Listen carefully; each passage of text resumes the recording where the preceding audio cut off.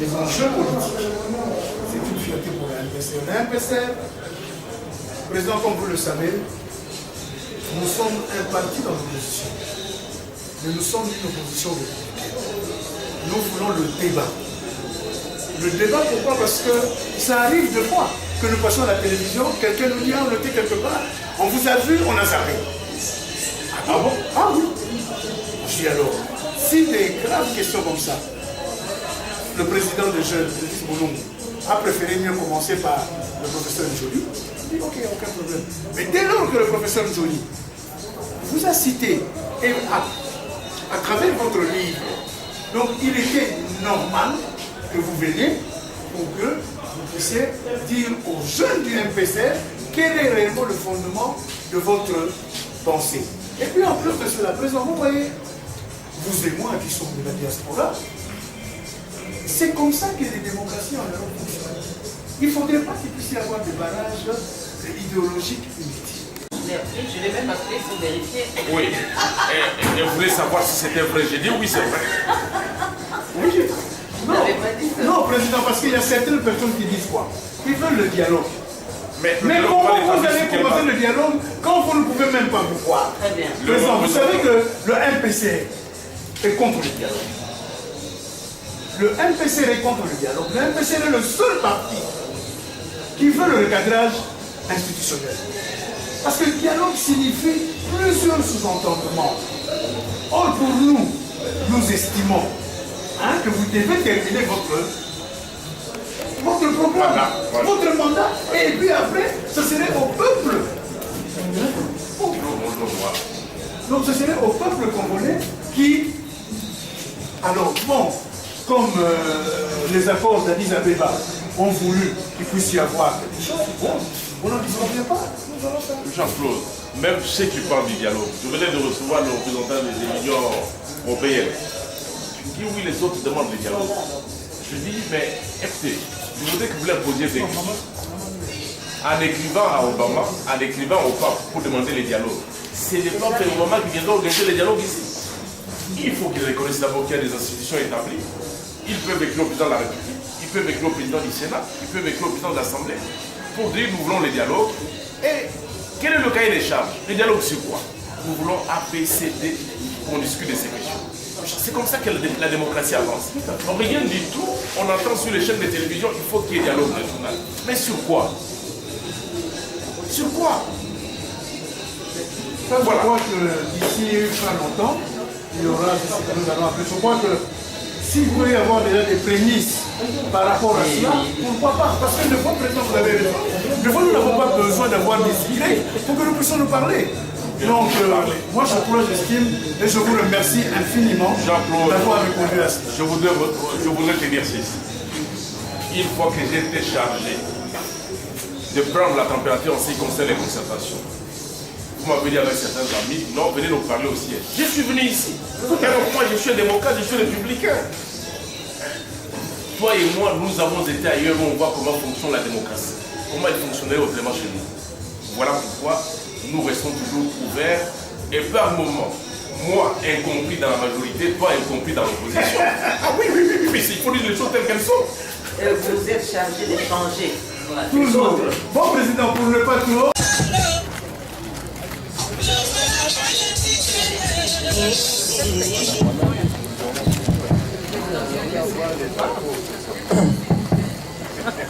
Veuillez vous lever s'il vous plaît.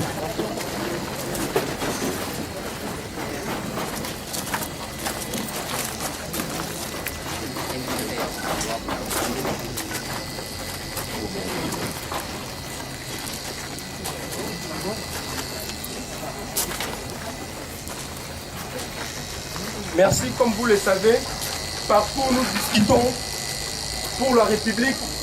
Il s'avère toujours important, les générations futures. Je vous demanderai de bien vouloir chanter l'hymne national ensemble avec vous. Debout Congolais, 1, 2. Debout Congolais, unis par l'effort, unis par l'effort pour l'indépendance. Laissons nos fronts longtemps courbés, et pour les bons, prenons les plus. libellez-la, dans la paix au peuple ardent. Par les labeurs, nous bâtirons un pays plus beau qu'avant, dans la paix citoyenne. Entonnez l'hymne sacré de notre solidarité, fièrement saluer l'emblème d'or de notre souveraineté. Congo, ton béni, Congo, désolé Congo, au pays Congo, bien-aimé Congo, nous peuplerons ton soleil, nous assurerons ta grandeur. 30 juin, de tout soleil, 30 juin, du 30 juin, jour sacré sois les témoins, jour sacré de l'immortel, serment de liberté, que nous lèguons à notre postérité pour toujours. Lit par le président de jeunes du MPCR que nous représentons, que je suis plutôt, et après ça, le professeur Évariste Bochap aura la parole pour son mot. Et après ça, comme vous le savez, il y a question-réponse. Le professeur va nous éclairer et à l'issue de son intervention, les amis vont devoir poser des questions. Et après ça, il y a une mise au point qui sera faite par moi-même.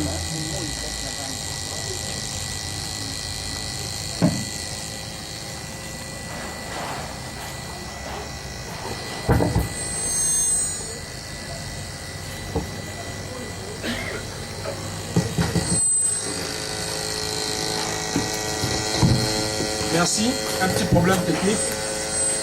Honorables députés, camarades étudiants, distingués invités, chers collègues, avant toute chose, je voudrais m'acquitter d'un agréable devoir, celui de vous saluer chaleureusement, tout en vous remerciant d'avoir renoncé à vos multiples préoccupations pour accorder une place de choix à la tribune de la jeunesse du mouvement du peuple congolais pour la République, le JMPCR en sigle.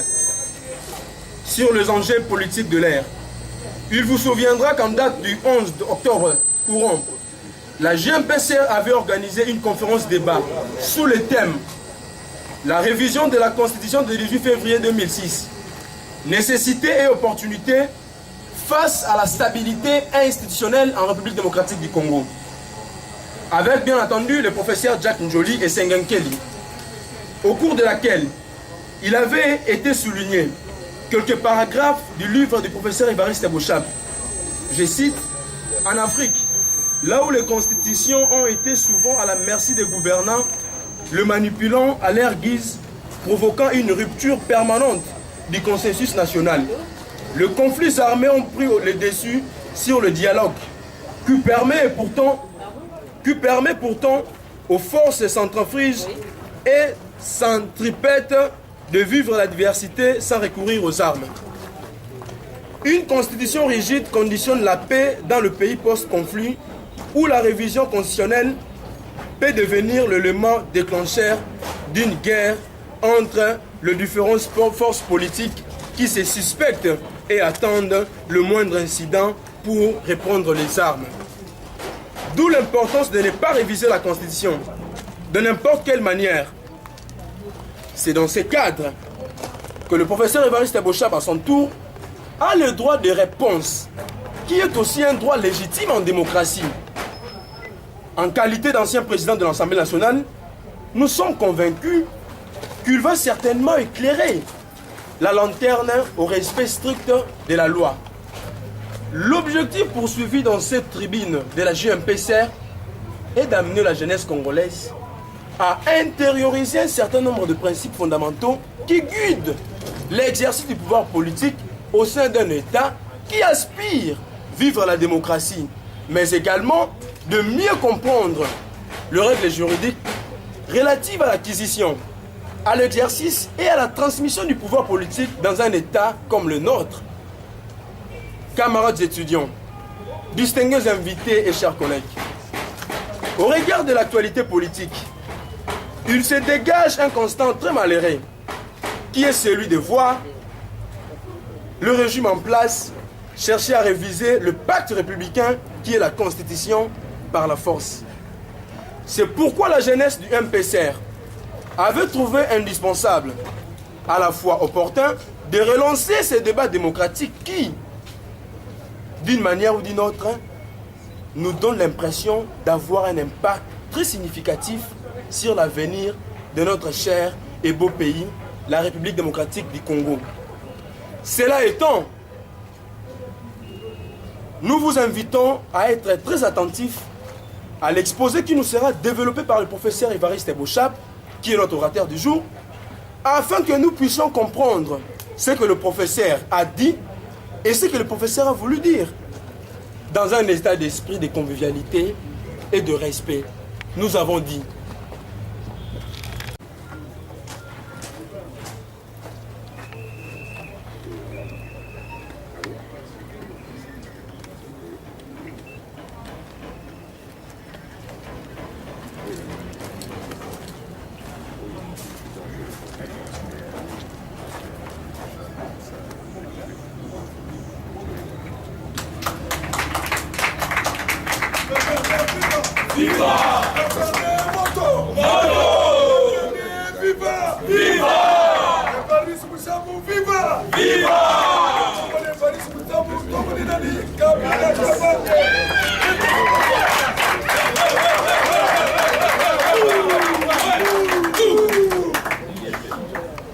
Mes chers combattants, nous vous demandons de rester silencieux. Vous êtes au siège du MPCR, un parti d'opposition. Nous vous demandons de bien vouloir rester silencieux. Évitons de citer les noms des gens.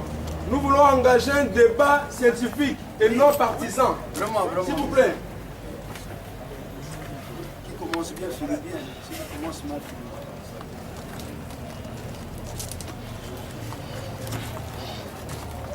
Il n'y a pas de temps pour nous.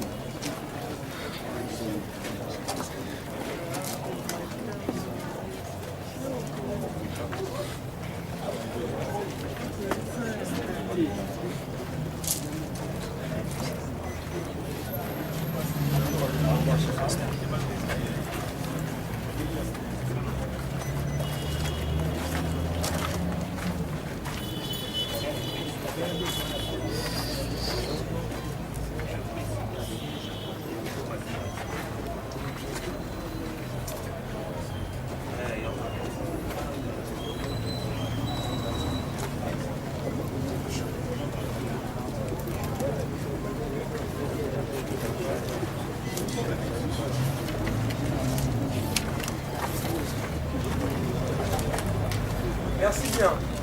Puisque le problème de l'électricité persiste, nous allons commencer avec notre conférence débat. Et c'est le professeur Évariste Bouchap, un grand professeur en République démocratique dont nous avons beaucoup d'estime. Monsieur le professeur, nous pensons que ce débat... Honorable Jean-Claude Vremba, président du MPCR, honorable député, très chers collègues, monsieur le chargé de la jeunesse du MPCR, distingués invités, chers membres du MPCR, chers membres du PPRD, camarades étudiants. Je voudrais d'abord remercier le président du MPCR ainsi que le chargé de la jeunesse pour l'honneur fait au PPRD en invitant son secrétaire général d'apporter sa contribution à un sujet d'actualité où fort souvent la logique argumentative est sacrifiée au profit de la sentimentalité qui, en définitive, ne peut que tout obnubiler. Je voudrais souligner que depuis que ce débat a été ouvert, je n'ai jamais pris part à un quelconque forum, simplement parce que tout descend assez bas. Mais si je reconduis à la demande de la jeunesse du MPCR, c'est d'abord et avant tout pour faire honneur à un ami de longue date, le président, j'ai cité le président Jean-Claude Vremba. Le sujet est intitulé « La révision de la Constitution du 18 février ». 2 points. nécessité et opportunité face à la stabilité institutionnelle en République démocratique du Congo. Pareil intitulé contient une forte charge émotive qui empêcherait le débat de se dérouler dans les normes. Je voudrais, si vous le permettez, procéder à un minime changement des places de certains mots, tout en éliminant aucun, dans l'unique but de désactiver leur émotivité, sinon leur venin, afin que le serpent ne présente aucun danger pour chacun de nous. Et donc voici ma proposition. La révision de la Constitution. Deux points. Nécessité et opportunité face à la stabilité institutionnelle cas de la République démocratique du Congo. Je n'ai enlevé aucun mot. Mais l'exercice a constitué à enlever la charge d'émotivité. L'intitulé que je propose a sur le plan méthodologique l'avantage de démontrer qu'il faut toujours aller du général vers le particulier.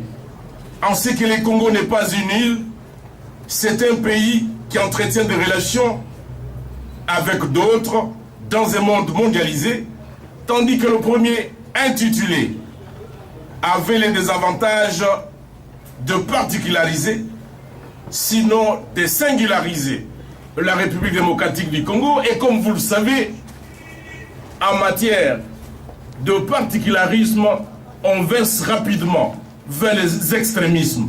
Or, dès lors qu'on verse vers les extrémismes, on ne peut bâtir ni la nation, ni la République, car en réalité, la pratique démocratique se trouve au centre et n'est dans aucun extrême.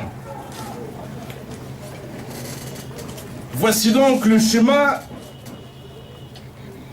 que nous proposerons de suivre, étant entendu que le sujet lui-même problématise à suffisance. Point n'est donc besoin de s'atteler encore à cette tâche, je voudrais dire la tâche de la problématique. Dans un premier temps, il va falloir s'interroger sur le fait de savoir si la révision de la Constitution est une nécessité et opportunité eu égard à la stabilité institutionnelle.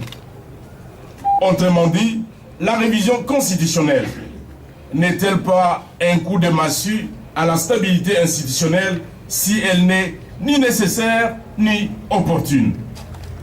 Le deuxième mouvement concerne alors le regard particulier de la Constitution du 18 février 2006. Si sa retouche est nécessaire et opportune, et si pareil mouvement ne va pas contribuer à l'instabilité institutionnelle. C'est donc ces diptyques sur lesquels nous allons devoir nous pencher pour essayer d'apporter, tant que faire se peut, un certain éclairage afin de clarifier le terme du débat. Mais avant de procéder à l'analyse de ces diptyques, je voudrais d'abord énoncer trois principes universellement admis. Ces principes vont devoir nous servir de rigide.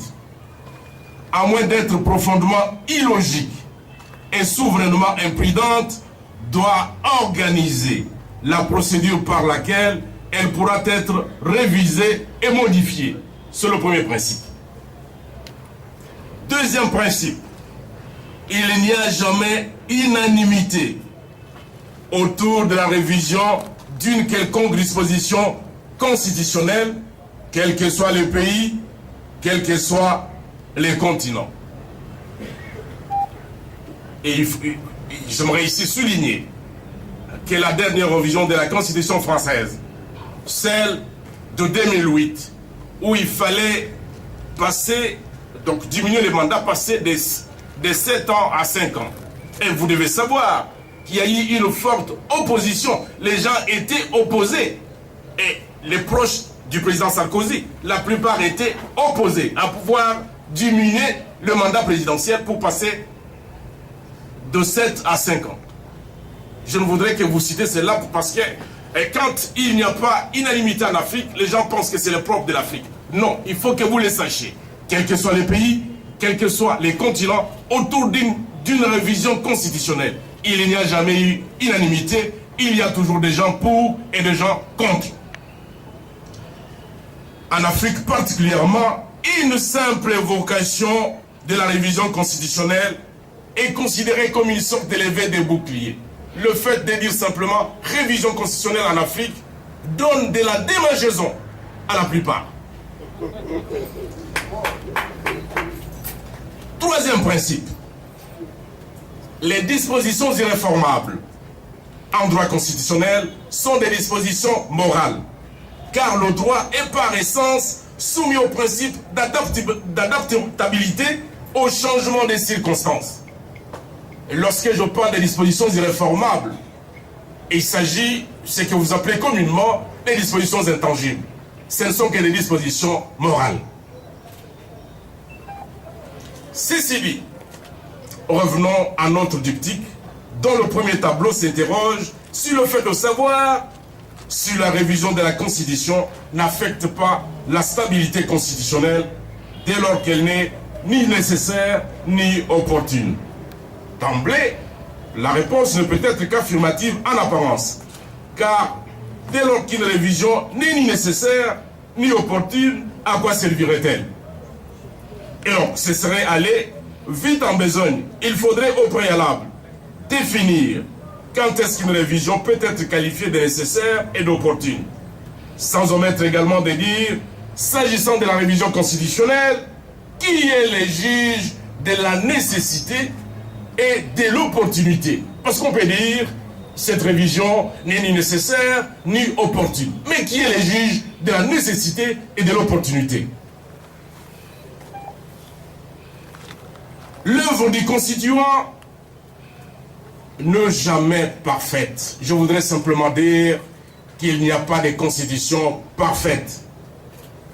C'est ainsi qu'au cours des fonctionnements des institutions, on s'aperçoit, et donc il peut s'avérer, que de pans entiers, des questions importantes ont été oubliées. Il peut aussi s'avérer que les obligations internationales imposent une révision, ou alors des problématiques nouvelles exigent une adaptation. Il s'avère ainsi nécessaire de procéder aux aménagements ou au réaménagement pour prendre en compte les dimensions insoupçonnées lors de l'élaboration de la Constitution et établir ainsi les équilibres nouveaux. Il reste la question de l'opportunité. Il faut se demander si procéder à la révision constitutionnelle sur le plan de la cohésion sociale, tout en sachant qu'il n'y a jamais eu unanimité sur cette question, peut apporter plus de mal que de bien et vice-versa. Et si l'on arrive à la conclusion qu'il n'y aurait pas de fracture sociale si l'on procède à la révision, on ne peut qu'y aller. Toutefois, la part des choses doit être faite entre la fracture sociale et la surenchère politique. D'autre part, il faut également répondre à la question de savoir si la révision constitutionnelle rime avec la stabilité institutionnelle. Autrement dit, toute révision signifierait-elle instabilité institutionnelle?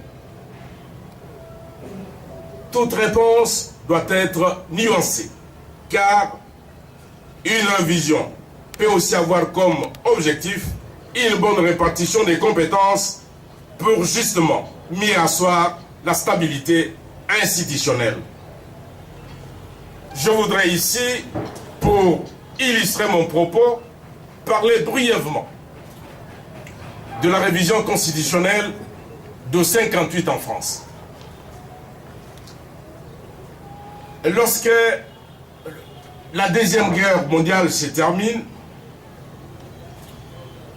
le général de Gaulle est appelé à la gestion du pouvoir au sommet de l'État. Mais il ne traîne pas. Très vite, il est obligé de repartir, car les tares de la 4e République sont encore là. Et quels sont ces tares? C'était l'instabilité gouvernementale. La 4e République, l'architecture institutionnelle était telle que tous les 2 mois pratiquement, les gouvernements tombaient et il fallait mettre en place un autre. Car il n'y avait pas d'équilibre. Alors que la dissolution est la contrepartie de la motion de censure. Or, sous la 4e République, la dissolution n'était pas automatique. Et il fallait l'approbation d'une des 2 chambres pour qu'il y ait dissolution. Mais quelle est cette chambre qui va accepter de se faire à elle-même harakiri?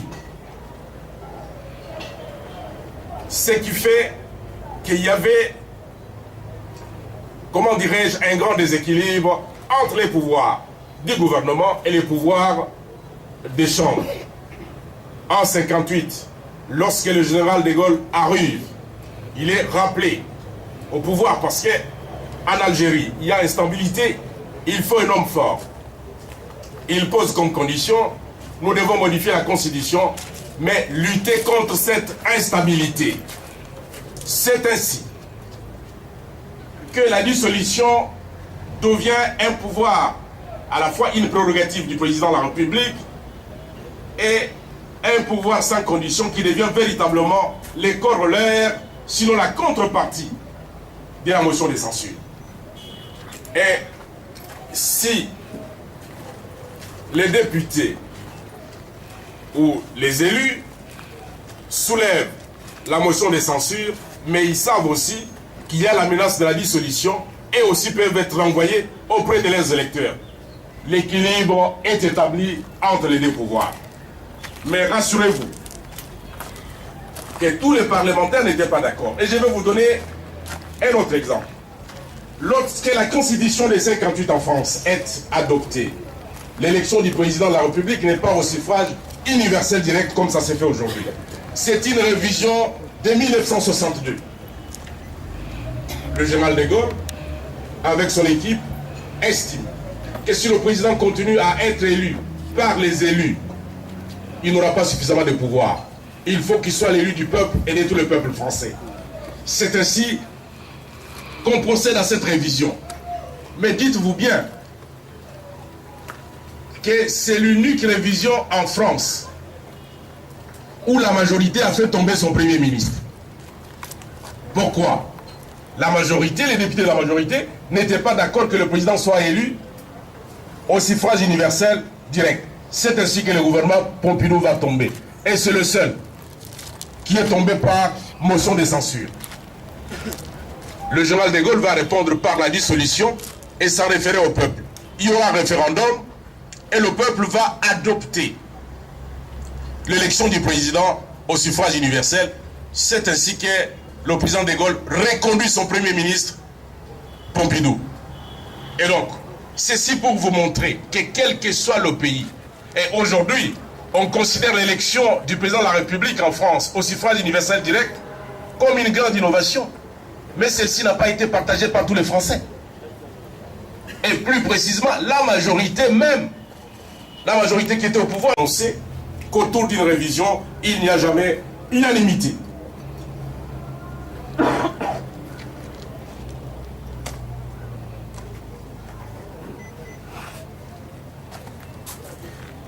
Et donc, le vrai problème est la charge émotive que contient la révision constitutionnelle.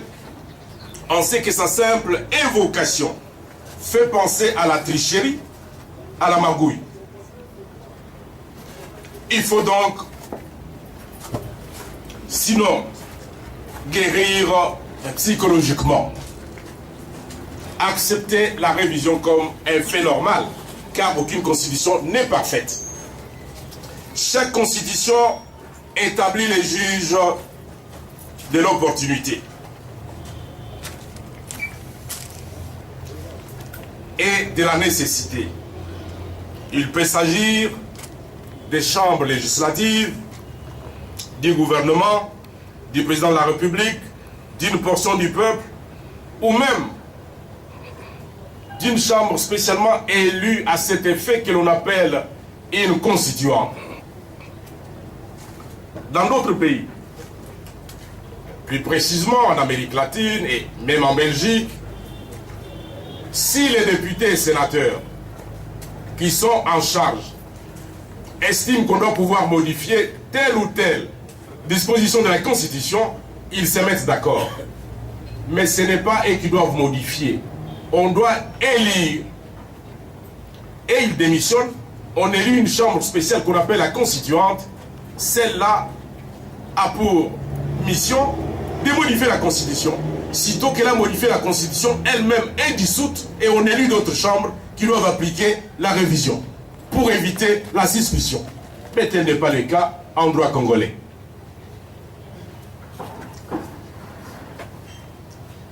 Venons-en à présent à la Constitution du 18 février 2006. La question qui a été posée, sa révision ne va-t-elle pas contribuer à l'instabilité institutionnelle?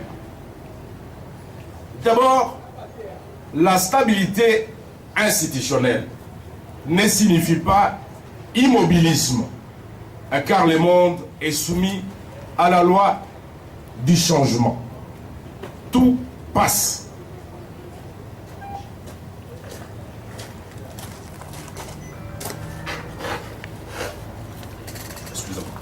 Ensuite, sans chercher à savoir qu'est-ce qui est soumis à la révision, en criant seulement haro sur la révision en tant que principe, cela ne nous avance guère et cela élide davantage le terme du débat. Enfin, lorsque le peuple confie un mandat à une majorité, ce mandat contient également la possibilité de procéder aux réformes nécessaires pour défendre l'intérêt général.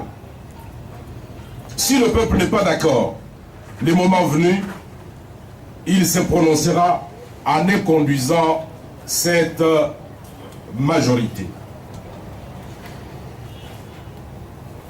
Pour mieux situer le cas de la révision, de la Constitution du 18 février 2006, procédons d'abord par un parcours historique que l'on essaie de démontrer dans la manière d'élaborer la Constitution. Depuis 1960 jusqu'à ces jours, est-ce que le peuple a été associé? Est-ce qu'il y a eu une chambre suffisamment légitime pour élaborer la Constitution et la proposer au peuple? Commençons par la loi fondamentale de 1960.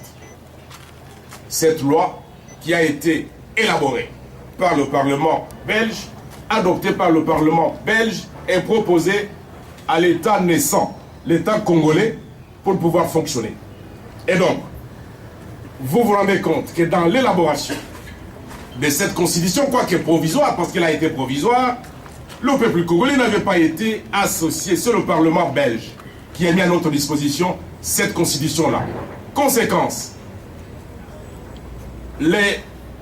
l'architecture institutionnelle est tellement sophistiquée que les acteurs politiques congolais ne parviennent pas à s'en approprier.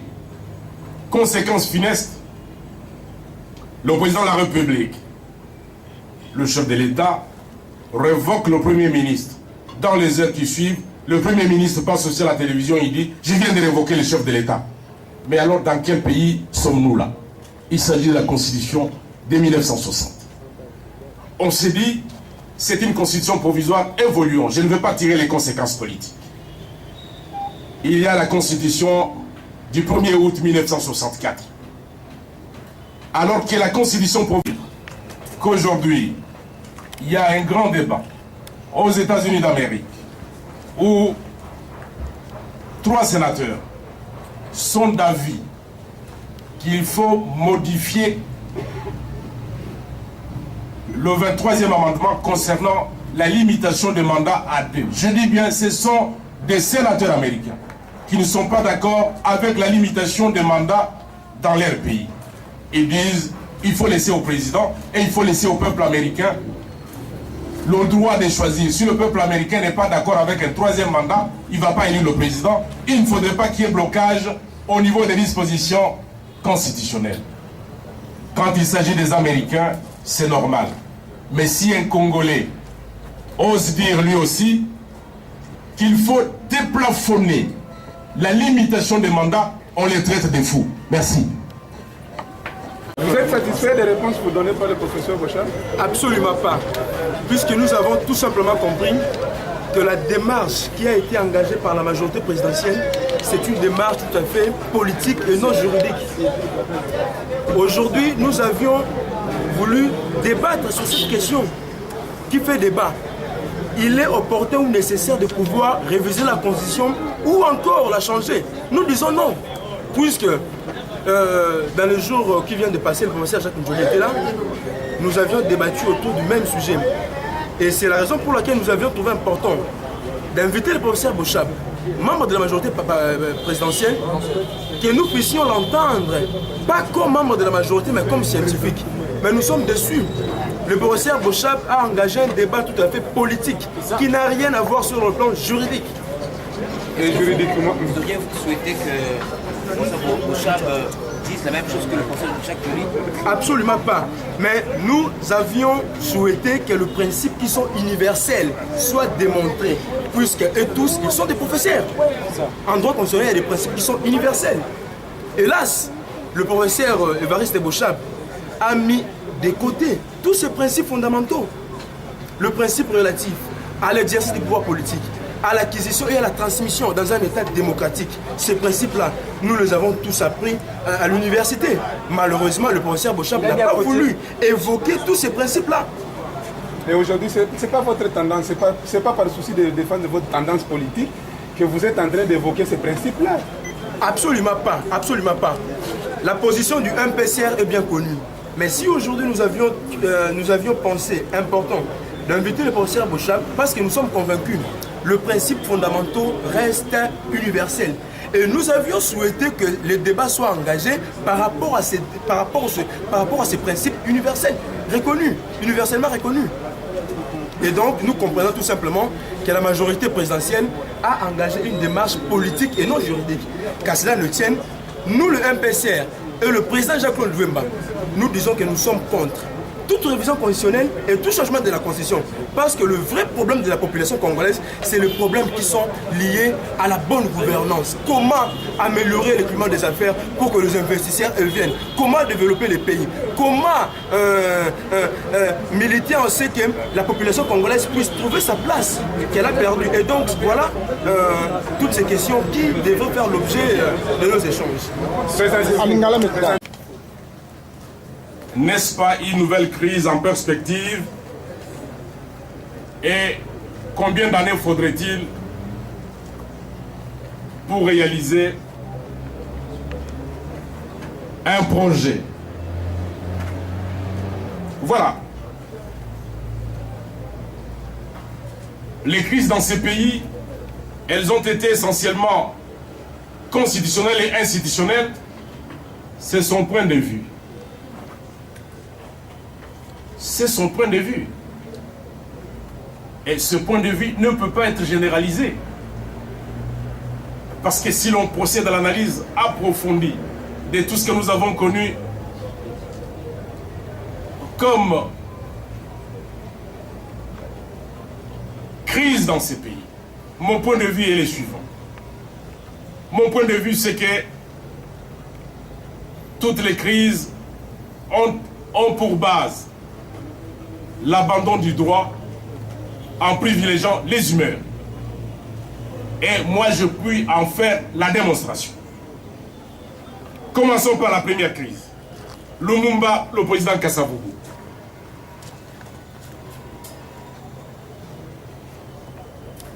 le Premier ministre, ayant la majorité au Parlement, il était difficile pour le président de le démettre. Parce que sa majorité serait toujours là-bas, les reconduirait, les soumettrait. Et j'ai commencé par vous dire que les institutions que nous avions ne rencontraient pas du tout la mentalité des Congolais de l'époque, parce que le chef de l'État pensait pouvoir démettre le Premier ministre. Vous les démettez, oui, mais il a la majorité au Parlement. Qui vous avez nommé comme Premier ministre, parce qu'il ne passera pas, ceux-là vont continuer à soutenir celui qu'ils ont choisi parce que c'est le chef de la majorité. Et donc, si on avait privilégié le droit, on n'aurait pas connu cette première crise-là. Je continue. 1964, pourquoi le président Mobutu prend les pouvoirs? Moïse Tshombe a la majorité au Parlement, à l'Assemblée. Le président Kasavubu s'est dit, s'il a la majorité, et puisque le président est élu par le député, il risque de se porter candidat président de la République. Vous comprenez, il ne nomme pas Premier ministre. Mais vous ne nommez pas Premier ministre, c'est lui qui a la majorité. Vous allez nommer celui qui n'a pas la majorité. Comment l'Assemblée va accepter ça? Et donc, je peux continuer cette démonstration jusqu'à ce jour. Quand on abandonne les droits, on privilégie les humains. C'est ça les crises que nous avons connues dans notre pays. Le non-droit. Roger, combien d'années faudrait-il pour réaliser un projet? Mais les années sont déterminées par le peuple. Lorsque vous me posez une question ad hominem, jusqu'aujourd'hui, il y a des pays où le mandat présidentiel est de 7 ans. Renouvelable une fois, renouvelable indéfiniment. Il y a des pays aussi, le mandat présidentiel n'est que de 5 ans, d'autres de 4 ans. Tout dépend de ce que pense la population. C'est la population qui détermine le nombre de mandats à travers la Constitution. Dans les cas qui nous concernent, ce sont les délégués des belligérants qui avaient déterminé 5 ans, une fois renouvelable. Et donc, il n'appartient pas à moi de pouvoir évaluer. Si vous pouvez peut-être demander à un fermier combien de temps il faudrait pour la reproduction de ces cils-là, c'est de manière précise qu'il va vous répondre, parce qu'il connaît les cycles. Mais en matière politique, ce n'est pas un individu de pouvoir déterminer. Si je rentre à l'histoire de notre pays, vous regardez le plan Van Bilsen en 1956. Van Bilsen estime qu'il faut 80 ans pour que les Congolais deviennent indépendants, et que dans ces plans, on doit pouvoir réaliser, dans ces 80 ans, on doit pouvoir réaliser plusieurs choses, construire les universités au Congo, faire en sorte que les Congolais puissent se prendre eux-mêmes en charge. Mais mire ou pas mire, le fruit était tombé en 60, alors qu'en 56, lui pensait qu'il nous fallait encore 80 ans. Et donc, en matière de plan, je préfère ne pas devoir m'y aventurer. Voilà, M. Kimba, Constitution adorée, on a fait un procès aujourd'hui, je vous ai déjà répondu, mon collègue est là, et moi je suis un homme sincère. Vous pouvez demander aux députés de l'opposition, lorsque j'ai eu l'opportunité de diriger l'Assemblée nationale. Je les appelais, je disais, vous avez raison, mais je ne vous soutiendrai pas, parce que je dois soutenir ma majorité. Mais je sais que vous avez raison, mais je ne vous soutiendrai pas. Ça, c'est moi. Voilà. Merci. Je suis Kambale Sévi Bienfait, licencié en droit à l'Université Protestante du Congo. J'ai une question à 3 volets et qui s'adresse directement au professeur Evariste Bouchard. Vous venez tout à l'heure de soutenir que dans la Constitution 18 février, il existe beaucoup de redondances, de contradictions, et qui appellent justement de révision. Or, professeur, déjà, cette Constitution vient de connaître 2 mandats. Comment comprendre qu'aujourd'hui, après que le chef de l'État ait été élu conformément à cette Constitution, et vous procédez à la révision de ce texte-là? Deuxième question, professeur. Vous avez soutenu que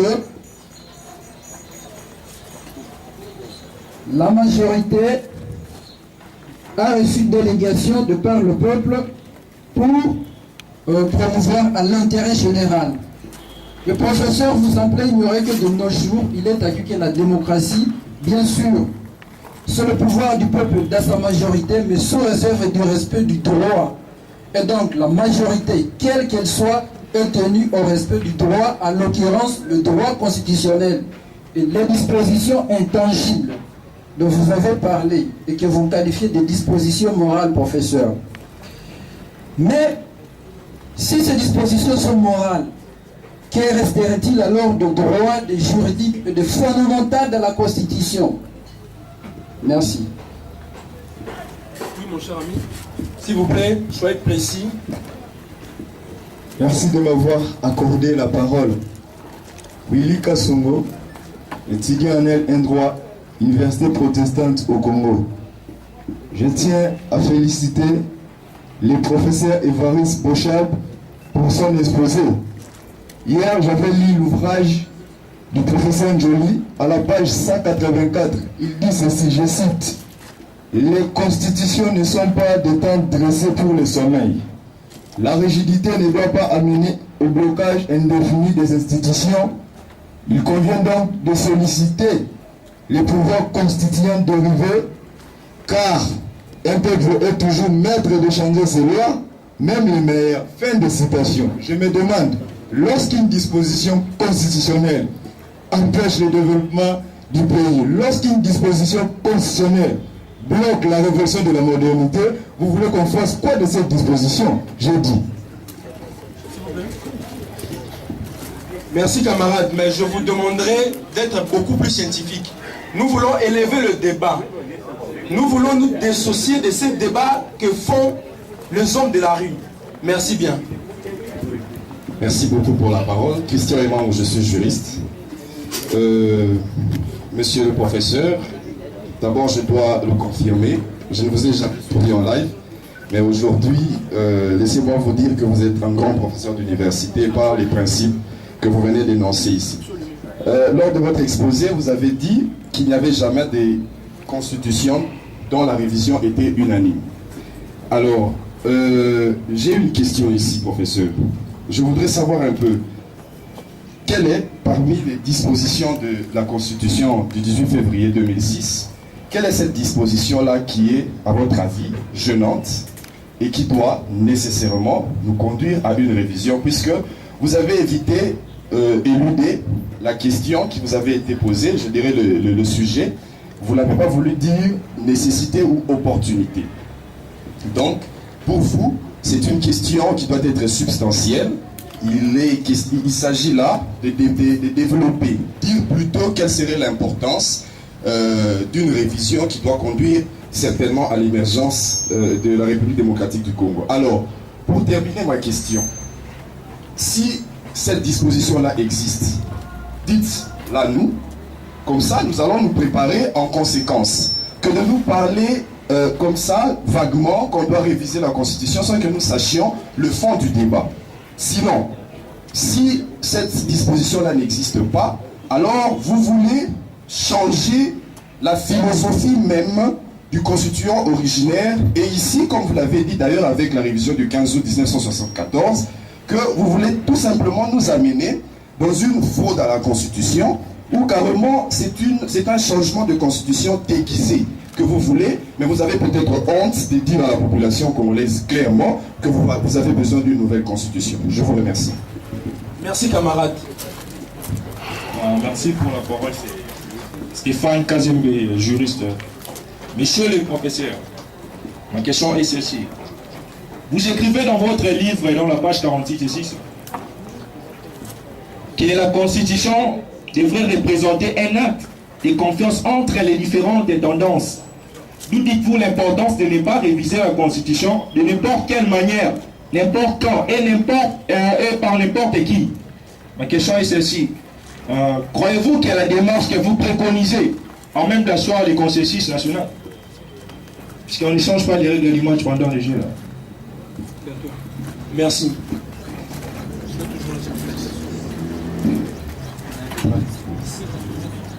Voilà, c'est Stani Okoko, licencié en relations internationales à l'Université pédagogique nationale.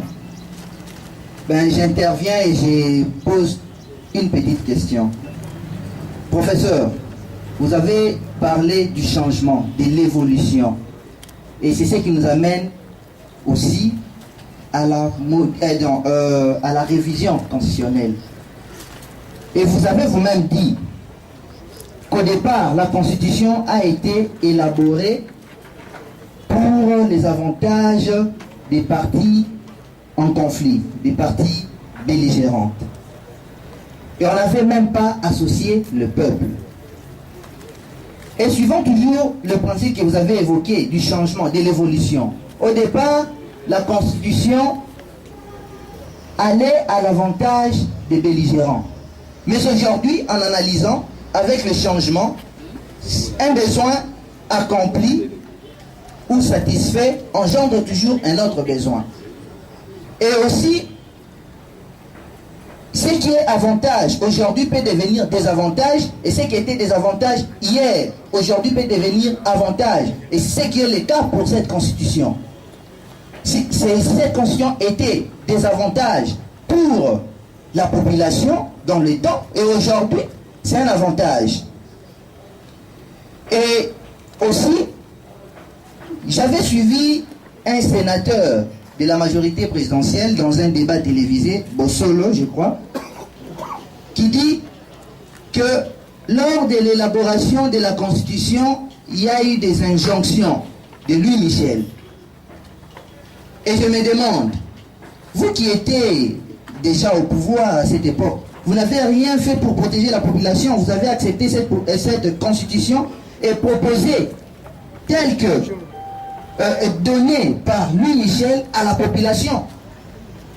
Et une autre petite donc ma question maintenant, professeur Deschamps, j'aimerais savoir si aujourd'hui, puisque là on s'est dit que non, le chef de l'État devrait se représenter, on doit modifier vraiment la Constitution. J'aimerais vous demander un peu, et si par exemple on vous proposait, vous, d'être candidat président de la République, vous accepteriez ou pas? Au lieu de rallumer le feu en laissant Joseph Kabila encore se représenter aux élections si on modifiait la Constitution. Le professeur a bien compris la question. Vous pouvez passer le micro. S'il vous plaît, je vous demanderai d'être patient, que le professeur puisse répondre à ces 5 questions qui lui ont été posées, et par après nous allons continuer avec les débats. Merci. Donc veuillez vous rasseoir. Monsieur le professeur, qu'il vous plaît de prendre... Oui. Que les parlementaires puissent élaborer la constitution qui va devenir définitive pour les Congos. Le président Kasavubu mettra en place une commission constitutionnelle qui va se réunir à Loulouabourg pour proposer la constitution au peuple congolais. Mais celle-ci ne fera pas long feu, simplement parce que les coups d'État militaires du général Mobutu va intervenir. Nous arrivons à la constitution du 24 juin 1967. Puisqu'il y a eu coup d'État, le pouvoir militaire doit essayer de se légitimer, fabrique sa propre constitution. C'est un groupe qui se retire, qui a quel mandat du peuple pour se retirer, et c'est ce groupe qui vient proposer au référendum la constitution de 1967. Je ne voudrais pas dire que cette constitution connaîtra des contorsions, des distorsions, de telle sorte qu'en définitive, en 1999, 90, on peut s'y demander si c'est toujours la même constitution.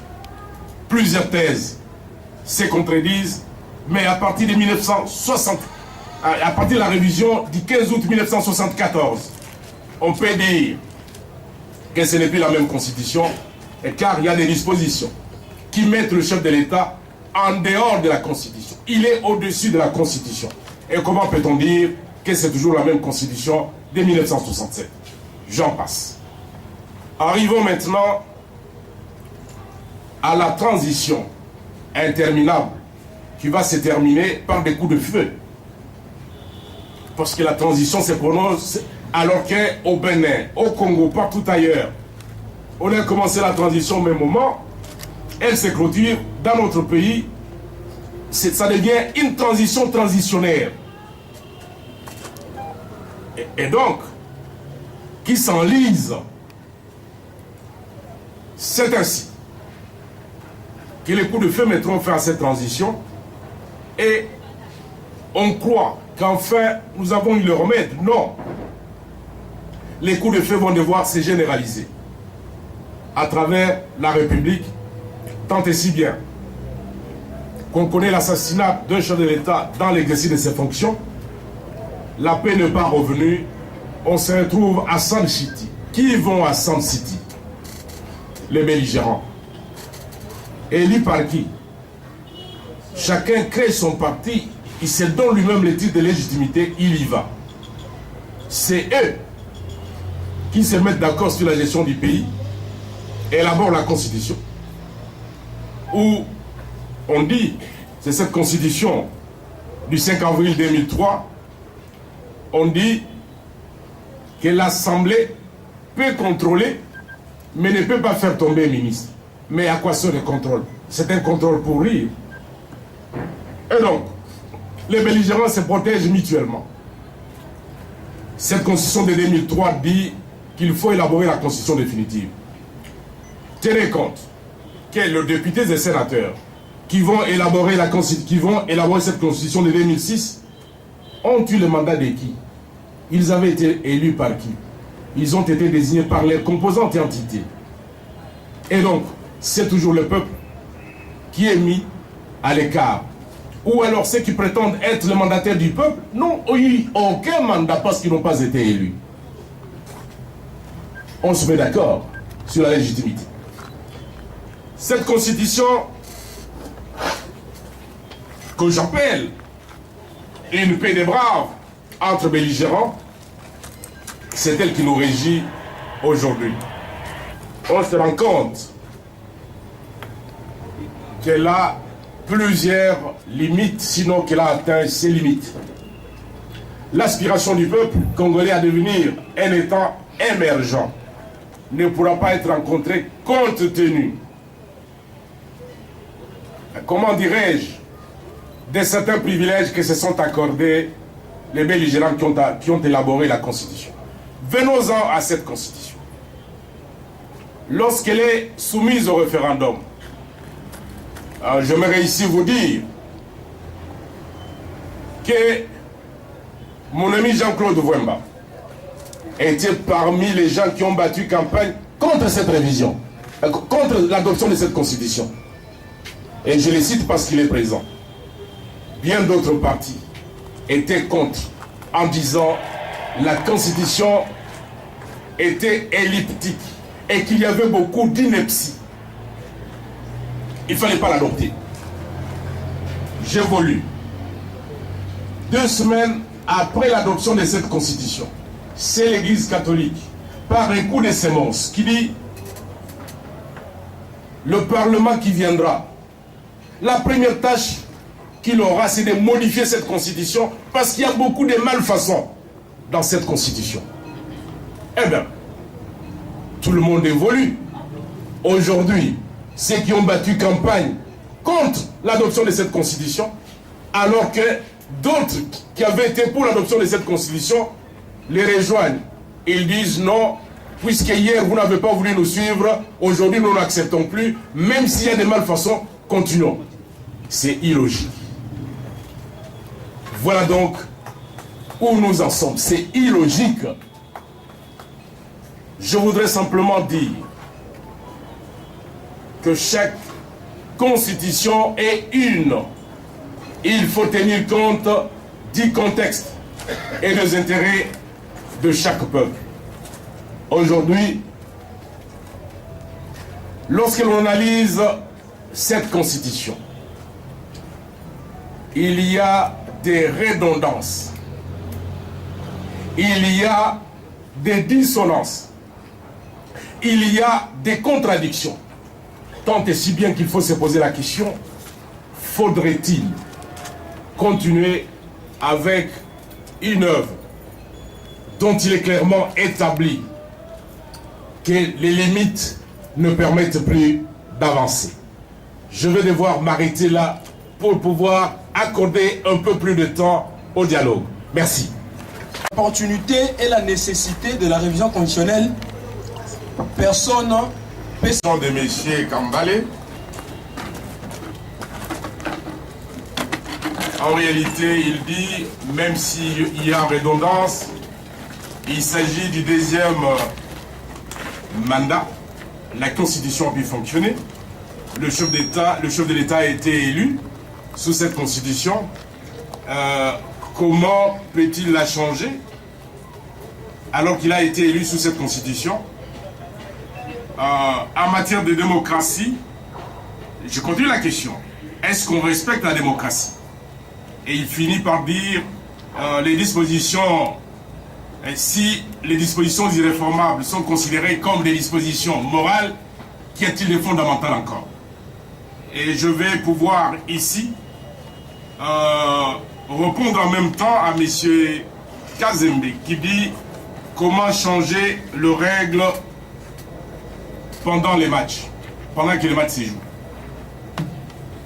Voilà pourquoi j'ai commencé par vous parler de la Constitution de 1958.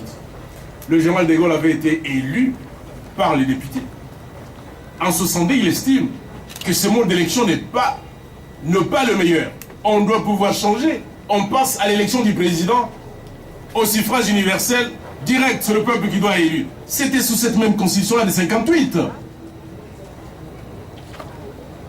Et donc, nous n'avons en aucun cas innové. Et si nous devons tenir ces raisonnements pour les deux camarades, ceci signifie qu'il n'y aurait jamais révision parce que vous avez été élus sous des règles précises au cours du mandat, vous ne pouvez pas les changer. Non, nous disons ceci. Et en parlant de l'intérêt général, il faut trouver les règles les meilleures possibles pour l'intérêt de la population. Les dispositions irréformables, et si jamais on y touchait, qu'est-ce qui resterait de fondamental?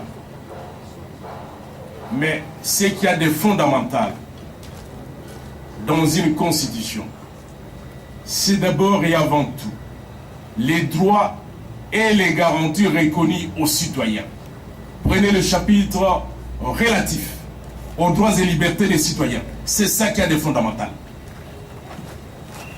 Et donc, tout le reste n'est que question de jeu et d'enjeu. Tout le reste n'est que question des contextes. Et donc, on ne peut pas dire que si l'on touchait aux dispositions irréformables, la nation disparaîtrait. Loin s'en faut. Monsieur Willy Kassongo.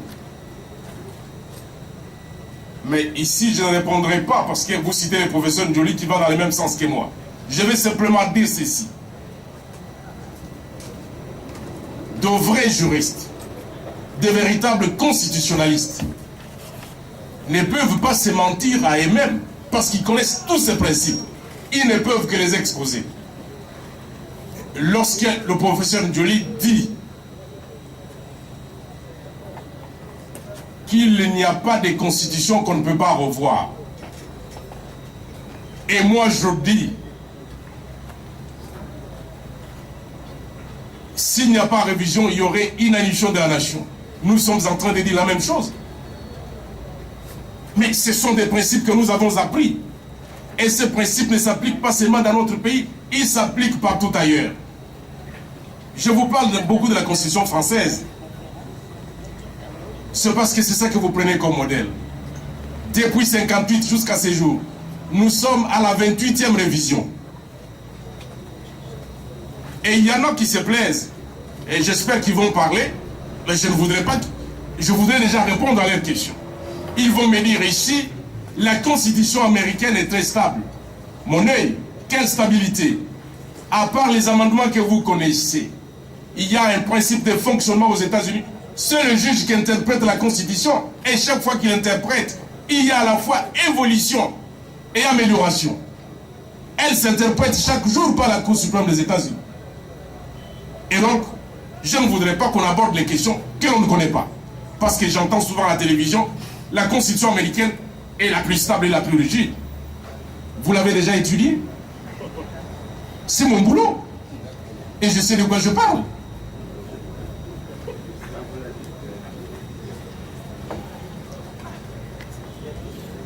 Kazembe Stéphane, mais j'avais déjà répondu, le dernier intervenant. La loi du changement. Alors que vous aviez accepté cette constitution, vous pouvez la voir. J'ai d'abord énoncé 3 principes. En premier lieu, il n'y a pas de constitution irrévisable. Ça n'existe pas.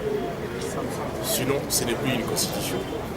En deuxième lieu, j'ai également dit qu'il n'y a pas, où que ce soit, quels que soient les continents, quel que soit le pays, il n'y a pas et il n'y aura jamais unanimité autour de la révision d'une quelconque disposition constitutionnelle. En troisième lieu, je dis que les dispositions dites irréformables, pour ma part, ce sont des dispositions morales. Telle est la quintessence de la communication que j'ai eu à faire. Et évidemment, nous l'avons illustré par plusieurs exemples. Nous sommes partis du général au particulier. Parce que les sujets tels qu'il était conçu et présenté singularisaient tout. Alors qu'il faut toujours partir du général pour aller au particulier. Pour pouvoir singulariser, il faut connaître en général qu'est-ce qui s'est dit, qu'est-ce qui se fait. Et cette constitution aujourd'hui, elle est révisable ou pas? Ça, ce n'est pas une question. La Constitution elle-même a prévu la procédure de révision. Et vous me demandez si elle est révisable, oui ou non, alors que c'est la Constitution elle-même qui a prévu, qui l'a dit, qui a prévu les dispositions, qui a prévu une disposition pour prévoir comment on doit revoir cette Constitution. Et donc vous ne pouvez pas me poser cette question. C'est le Constituant lui-même qui a prévu comment la Constitution peut être révisée. Est-ce que c'est une nécessité? La question qui fait débat, c'est la révision de l'article 220 de la Constitution. Selon vous, est-ce que c'est possible? Je vous en prie, j'ai déjà répondu et le moment venu, je répondrai encore. Il y a une opposition radicale. Les airs entre opposition et privatisation. Dialogue ezali permanent. Tous les ennemis. Autre ngai yelo kunya ko sala pas Jean-Claude Wemba, mais Jean-Claude Azali ennemi. Azali n'a pas position naïe. Ngai pe nazali na ba position ya ngai mais ngomba na ngomba nde ba kutaraka te biso tozali ba donc tozali na idengini na yawa ko expliquer position oyo ya ngai na makambo telle constitution ye pe azali na position oyo ya ye ezakande boye na démocratie na baninga bosololi nde mboka etamboli mboka ekeli boso. Donc tout ça dans les mythes, il y a un bon na yawa pour tout solo là. Ngai na pesa bango position ngai.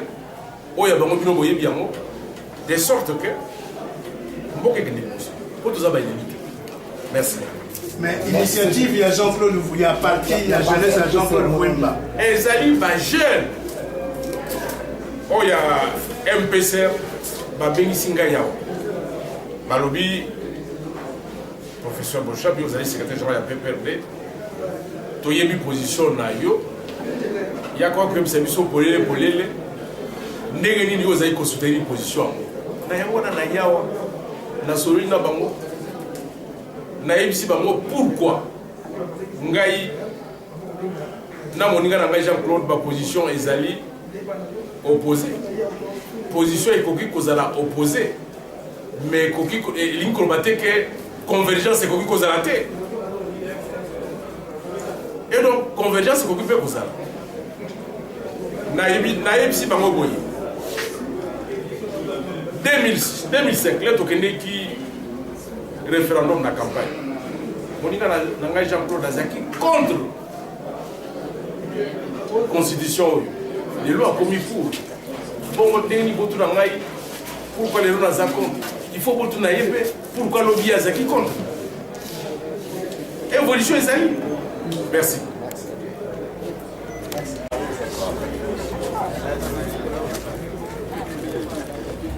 D'abord, à Maître Bilali, déjà, la réponse était là parce qu'il a apporté la précision qui s'imposait.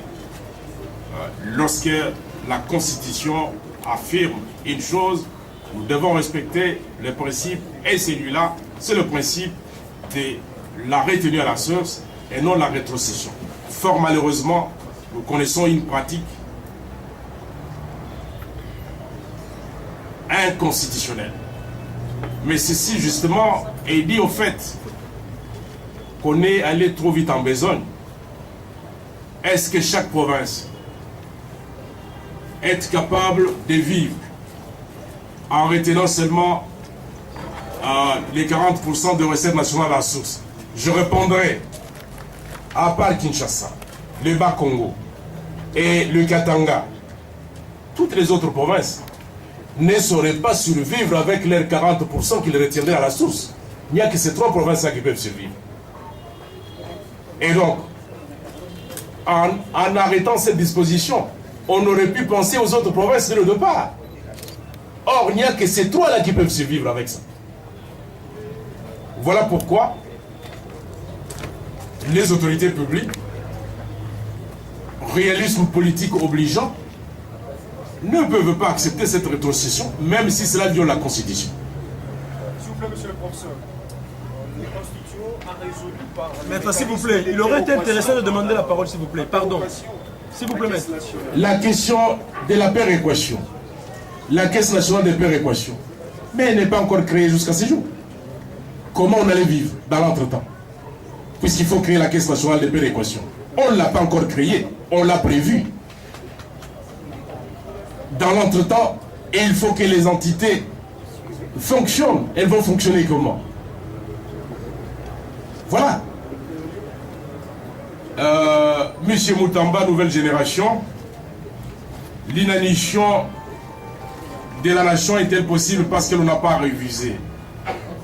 L'inanition, il faut la prendre au sens figuré. Il y a plusieurs problèmes qui se posent. Ces problèmes appellent une révision constitutionnelle.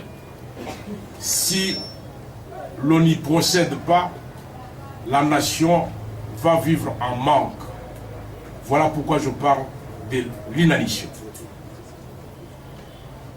La double révision, pour justifier la révision, non. La théorie de la double révision, elle n'est pas inventée par moi. J'ai cité longuement la doctrine belge et française. Et je suis allé plus loin, même la doctrine allemande qui propose autre chose. J'ai proposé plusieurs recettes. Il n'y a pas que la révision de la révision. C'est une recette parmi tant d'autres. Mais Français et Belges estiment, pour vous démontrer, à mon ami tout à l'heure lorsque je dis, pour ma part je considère que les dispositions intangibles sont les dispositions morales. La doctrine belge et française démontre qu'il peut y avoir révision de la révision. On revoit cette disposition-là, donc une double révision, qui ferait qu'on ne peut même plus parler de l'article 220. C'est ça la révision de la révision. Et c'est la doctrine belge et française. D'autres recettes sont possibles. Et elles sont acceptables. La doctrine italienne, elle est tout à fait différente. Et je l'ai cité largement. Troisième et dernière question pour vous. Faudrait-il soutenir la démarche d'un camarade qui a récolté 100 000 signatures pour changer les constitutions alors que les pouvoirs constitutionnels des chambres sont limités? Est-ce que les chambres vont devoir se saborder elles-mêmes? C'est ça votre question. Et donc, tout à l'heure, j'ai demandé si un pouvoir pouvait lui-même se faire harakiri. C'est ça, M. Moutamba, votre question. Ah, ce n'est pas... Oui. Je voudrais simplement dire ceci. Nous sommes en démocratie. Chacun est autorisé à procéder comme il l'entend. Le plus important, c'est que ceux qui sont censés être les gardiens de la Constitution et en matière d'interprétation, ce sont ceux-là qui ne peuvent pas céder à toutes les tentations. Mais dire à un Congolais qui jouit de sa liberté, ne fait pas pareille démarche parce qu'elle est inconstitutionnelle, non. Il faudrait laisser les organes compétents lui démontrer que cette démarche ne vaut pas la peine. C'est aussi ça la liberté. C'est aussi ça la liberté. Christian, j'aurais éludé vos questions. Non. Votre question, c'est celle de savoir si on peut toucher aux dispositions dites intangibles. Je continue à soutenir qu'elles sont morales.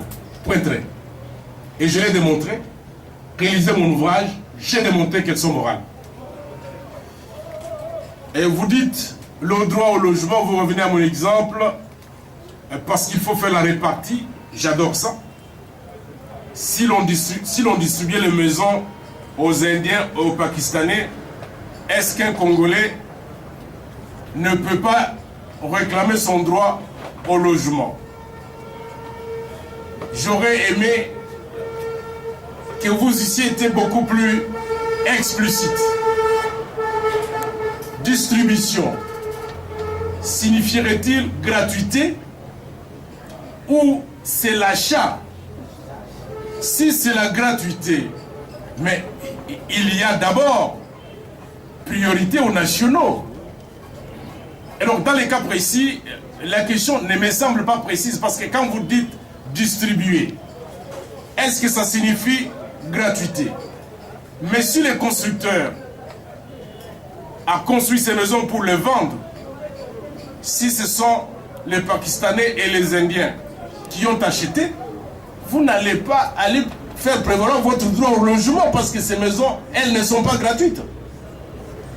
Et je reviens que vous-même, vous avez affirmé que ce n'est pas la gratuité parce que vous avez dit ce n'est pas comme Maman Olive avait distribué. Parce que là, c'était la gratuité.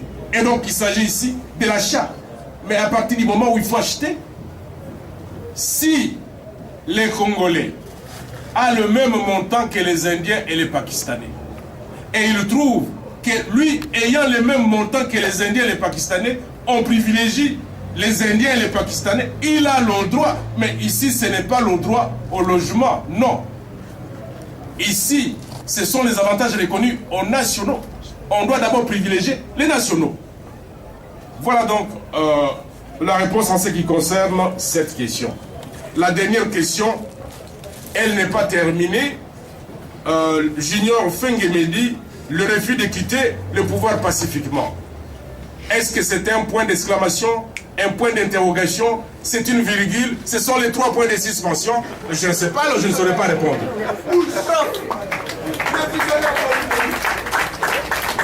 Peut-être, professeur, il voulait dire le refus de quitter le pouvoir par la voie pacifique sous forme d'une question. Et donc, merci.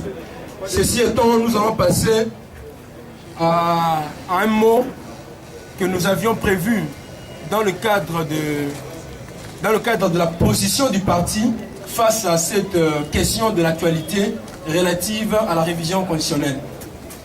Honorables députés, camarades étudiants, distingués invités et chers collègues, En ma qualité de président de la jeunesse de notre parti, le MPCR, c'est ma modeste personne qu'incombait la charge d'organiser la tenue de ces assises et d'exprimer en guise de mots de la fin. En effet, ces mots portent sur le bulletin de l'agence de presse PANA. Notre mot de la fin aura trait à l'extrême et urgente nécessité de satisfaire le plus légitime aspiration du peuple congolais en faveur de l'État des droits, assurant le règne de chacun, des droits inaliénables de la personne humaine. Au nombre de ces droits, nous citerons à titre d'exemple le droit ci-après, le droit à la vie, le droit à l'éducation, le droit à un travail rémunérateur, le droit aux soins de santé, le droit à un logement décent, le droit à l'information, le droit au transport en commun, le droit d'élire ses représentants au sein des institutions dirigeantes de l'État et nombreux autres droits. Du reste, la prestation de chacun de ces droits est garantie par la lettre et aussi par l'esprit général des dispositions constitutionnelles. Dans la perspective de voir assurer, à travers et contre tout, la satisfaction de ses plus profondes aspirations du peuple congolais, nous, la jeunesse du MPCR, renouvelons si besoin et notre engagement à œuvrer sans cesse en symbiose avec le président national et avec l'ensemble de la direction politique nationale de notre parti pour faire prévaloir le respect de la dite constitution en faveur de notre pays. De ce fait, au-delà de ces imperfections et de l'extrême nécessité de remédier aux lacunes et autres entorses faits à l'un et l'autre du principe général des droits, cette constitution en vigueur dans notre pays constitue la norme suprême dans l'ordre juridique national congolais issu du consensus politique intercongolais, ayant réuni à Sainte City le plus grand nombre de représentants d'entre les leaders politiques congolais. C'est dans ces contextes fut consacré le représentatif d'entre les leaders, excusez-moi, je voudrais dire, c'est dans ces cadres, c'est dans ces contextes que fut consacré l'accord politique global, conclu en Afrique du Sud, donnant naissance à ce que la jeunesse du MPCR pourrait appeler la Constitution de Sainte-Titi de 2001. Pour la jeunesse du MPCR, pour le MPCR parti politique, la Constitution de Sainte-Titi aurait dû être, en effet, en droit, le socle sur lequel devrait être bâtie la confiance qui, au terme de ces 13 ans passés, aurait abouti à l'adhésion quasi unanime de forces politiques et sociales congolaises et partant de près de 80 millions de populations congolaises. Aujourd'hui, les acquis de Sainte-Titi sont gravement menacés à cause principalement du refus par le tenant du pouvoir de l'État à être partie prenante au processus politique pacifique et non violent s'inscrivant dans une perspective à long terme. Le plus grand mérite d'un tel processus politique résidait et réside encore dans sa grande capacité à munir les esprits autant que l'expertise des acteurs politiques et du peuple congolais au travers de leur implication dans l'édification d'un nouveau système de gouvernance. 2001-2014, le peuple congolais aurait créé l'habitude d'une alternance politique au pouvoir fondé sur le choix électoral du peuple congolais. Il va sans dire que le choix électoral du peuple congolais, agissant de manière inclusive, libre, démocratique et transparente, aurait permis de créer et réaffirmer la culture de la satisfaction de plus profondes aspirations du peuple congolais. Ces perspectives justifient le bien fondé des dispositions constitutionnelles dites verrouillées ou tangibles contenues dans cette constitution. Or, à la lumière des discours, attitudes et comportements des tenants du pouvoir en place, c'est-à-dire les instances politiques dirigeantes nationales de la RDC, donnent la très nette impression de faire de l'extrême et urgente nécessité de faire prévaloir le respect et plus précisément de ces dispositions dites verrouillées. Pour étayer la thèse que nous défendons au niveau de la jeunesse du MPCR, nous retiendrons le plus éclairage juridique apporté par le président du Sénat, Léon Kengwa Dondo, qui, au niveau de son mot d'ouverture de la session au cours du Sénat, n'avait pas hésité à se prononcer contre la révision constitutionnelle. Pour la circonstance, s'exprimant en ces trois qualités, de juriste, d'acteur politique et de président du Sénat, Léon Kengwa Dondo déclarait sans embâche ceci. En tant que juriste, je m'interroge comment une constitution qui prévoit des dispositions intangibles peut-elle autoriser les institutions issues d'elles de modifier les dites dispositions sans tomber dans un cas flagrant de violation intentionnelle de la Constitution.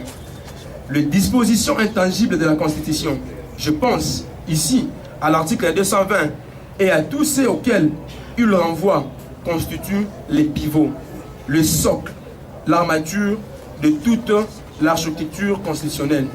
En tant qu'acteur politique, je note que les accords, la Constitution de 18 février 2006 est issue du compromis historique de Saint-Titi, l'accord global et inclusif. Les éléments de compromis sont repris dans l'exposé des motifs et transposés notamment dans l'article 220. Comment peut-on prendre le risque d'altérer ces compromis politiques sans menacer la cohésion nationale et la paix sociale? Enfin, dans sa déclaration en qualité du président du Sénat, Léon Kengwa Dondo avait choisi de s'appuyer tout simplement sur le message du chef de l'État à la nation, précisant, comme le délégué à ses assises, je suis pour le respect par tous de l'esprit et de la lettre de la Constitution de la République dans son ensemble, tel qu'adopté par le référendum populaire de 2005. Considérant le fait dévastateur de ces trois arguments juridiques qui ont grandement contribué à fragiliser et à vouer à l'échec la majorité présidentielle et son projet controversé de la révision constitutionnelle, il nous vient à l'esprit la question suivante. Pourquoi le secrétaire général du parti présidentiel, le Parti du Peuple pour la Reconstruction, excusez-moi, le PPRD, que je voulais dire, et sa mouvance présidentielle n'ont-ils pas encore évolué vers la mise en œuvre du processus visant à la mise en minorité et l'éjection de Léon Kengwa Dondo qu'ils ont fait président du Sénat et maintiennent encore à ses postes? Je ne saurais passer sous silence à cette prise de position du professeur de droit public, André Mbata, dont les prises de position sur cette question de la révision constitutionnelle ont été plus déterminantes. Par ailleurs, dans une de ces prises de position, le professeur Mbata prévient que l'on peut prier que la nation refusera de mourir par inanition. Je m'opposerai énergétiquement en recourant à l'article 64, qui l'oblige à faire échec à tout gouvernement inconstitutionnel, a insisté le professeur Mbata. En guise d'introduction, notre note de conclusion, j'aimerais partager avec notre invité et aussi chacun d'entre nous participant à cette rencontre l'information livrée par le bulletin de l'agence de presse PANA, daté du 28 novembre 2002, en ce moment précis où nous abordons cette question problématique de la révision constitutionnelle. La jeunesse, prétendument à venir du pays, devrait approfondir la méditation sur ce qui fut l'époque une prise de position de Mme Marie-Ange Lukiana de Mme Marie-Ange Lukiana, ministre congolaise du Travail et de la Prévoyance sociale. En effet, à l'époque, Madame la ministre qui s'inquiétait du taux élevé de chômage en RDC indiquait que le produit intérieur brut par habitant en RDC est de $1 américain, c'est-à-dire 8,4 $ américains par mois, soit 0,28 $, l'équivalent en monnaie locale de 100. Et pour terminer, nous réaffirmons au sein du MPCR notre position vis-à-vis de cette question de l'actualité de la révision constitutionnelle. Le MPCR est contre toute révision constitutionnelle ou tout changement de la Constitution, nous pensons qu'il est très nécessaire que cette démocratie puisse être consolidée davantage. Et donc, cette question de pouvoir toucher à la Constitution nous semble inopportune et pas nécessaire. Nous avons dit et nous vous remercions. Notre combat continue. Merci bien.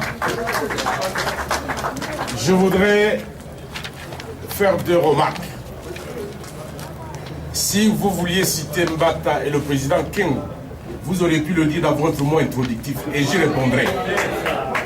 Deuxièmement, je suis parlementaire. Je ne peux pas répondre au président du Sénat en dehors des institutions. Ce n'est pas ici que je peux répondre au président du Sénat. Troisièmement, la déclaration, vous lui faites dire ce qu'il n'a jamais dit. Il n'a jamais dit qu'il faisait cette déclaration en tant que président du Sénat. Je vous défie de me le montrer. Dans sa déclaration originale, il n'a jamais dit ça. Il a donné les 3 qualités. Il n'a jamais dit qu'il déclarait en tant que président du Sénat parce qu'il n'engageait pas l'institution. Et donc, nous devons être honnêtes dans ce que nous disons. Je voudrais simplement vous donner un conseil. Vous êtes jeune, lorsque vous invitez quelqu'un pour faire une conférence, posez-lui vos questions dès le départ, qu'il puisse y répondre. Mais lorsque vous pensez devoir conclure, faites la synthèse de ce qu'il a dit. Ce n'est pas ce que vous avez fait. Je voudrais que dans l'avenir, vous puissiez vous former davantage pour être en mesure de faire une conclusion qui s'impose. Merci. Merci, monsieur le professeur, pour ces remarques très pertinentes. Merci.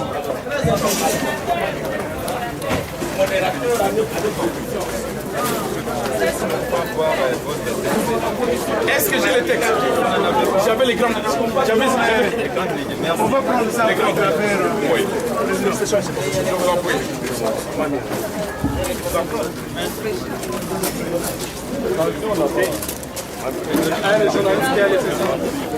Je peux passer.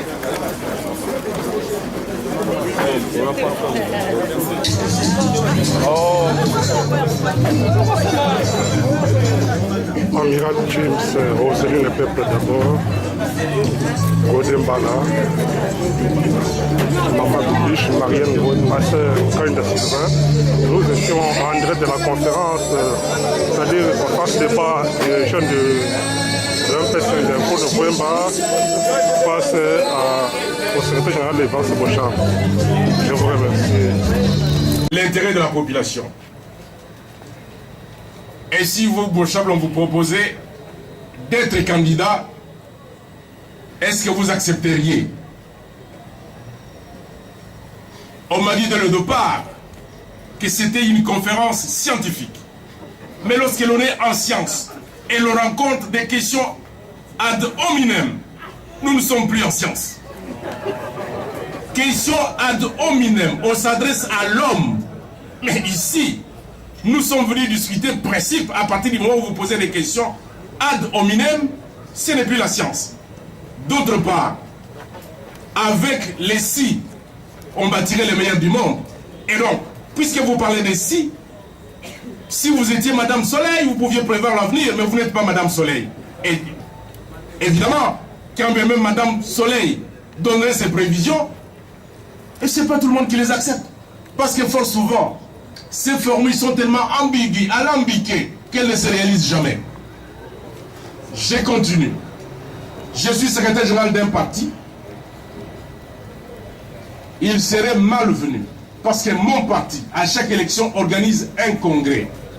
Il serait malvenu, alors que nous ne sommes pas au congrès, que je puisse ici vous donner un quelconque sentiment. Il faut respecter son parti politique. Et donc, dans mon parti, c'est les congrès qui décident qui est candidat à quoi.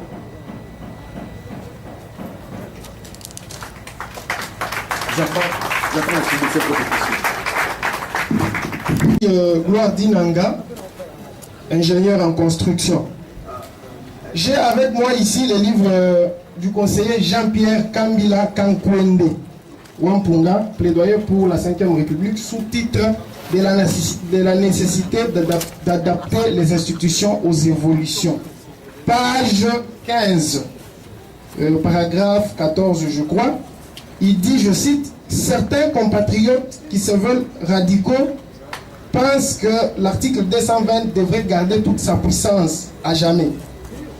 Il qualifie cette approche de patrimonialisme constitutionnel, subterfuge par lequel on parvient à interpréter la Constitution en ne s'appuyant que sur les dispositions qui présentent bénéfice à la défense de son point de vue politicien.